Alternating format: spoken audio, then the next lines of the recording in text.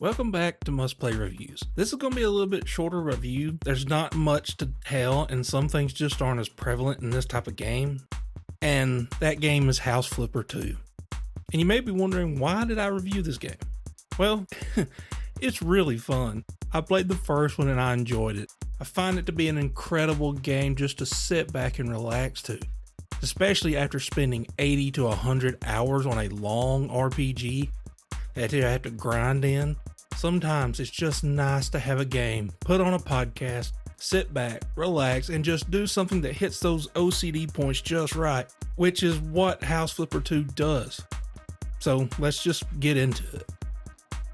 Right off the bat, this is a very different style of game to make, even from a visual perspective, because there are so many different things you have to design, from items that you can place on shelves, wood flooring, wall paneling, ceramic tiles.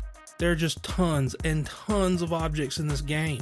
Sofas, TV speakers, beds, you name it.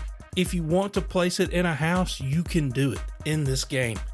You can build the ultimate game room in your virtual home, or you can build the ultimate theater system. Or maybe you want to take time and lay out the ultimate man cave with a pool table, guitars on the wall. The game lets you be as creative as you want to be in designing your space, that you can then turn around and sell. Now, the visuals are better in this one than they are in the first game. Some textures aren't super clear, but at the same time, it looks like it's almost done on purpose to create a more artistic comic book style, especially with like the posters and books that you see in the game. The lighting is beautiful, and some of the surfaces that they've created, like rustic wood, bricks with paint on them, or just old bricks in general, look incredible. When you first walk into a house and it's completely filthy, I mean, the entire place is dirty with garbage laying all over.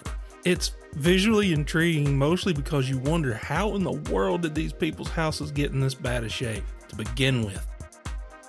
The very first house you enter has been ransacked by a raccoon.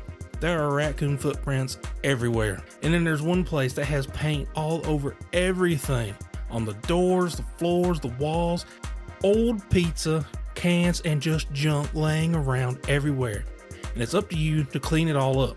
And I even mean picking up the garbage and throwing it in the garbage can, cleaning the floors, windows, taking the time to paint, lay down tile. It's amazing to see the transformation.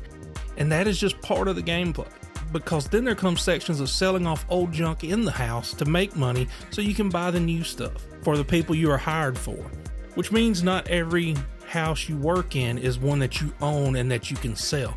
You just get paid to renovate the house for them. One of the things that I really like about games like this is when you get to play with lighting. And this game does that perfectly. You buy the light fixtures, you place them where you want to, and they light up the world how they should. I know it sounds crazy, but I've always loved games that let you turn light switches on and off. It just shows me that there's an extra little bit of care that the developers put into it. They even went as far as to make it where you can open the drawers on cabinets and shelves and place items in them to make the place look even cleaner and better. Now, I know this sounds like it would be boring, because who wants to clean a house, paint, and do all that stuff? But it's oddly relaxing. It's not a perfect game. The frame rate does sometimes have a little bit of jitter to it, and then you have kind of the biggest issue the game has, and that's the controller. It lacks that precision that it needs when you're trying to make the small, minor movements to be able to pick up some of the small items in the game to sell or throw away. But other than that, I haven't really experienced any other issues. And like I said this was going to be a shorter video. There's not a ton of insight or deep things to look at in the game as far as story goes. This is a game that's just about having fun. And I think if you decide to pick this game up, which is only $40, I think you're going to enjoy it, especially, like I said, if you got that OCD bug where you just want to get everything right.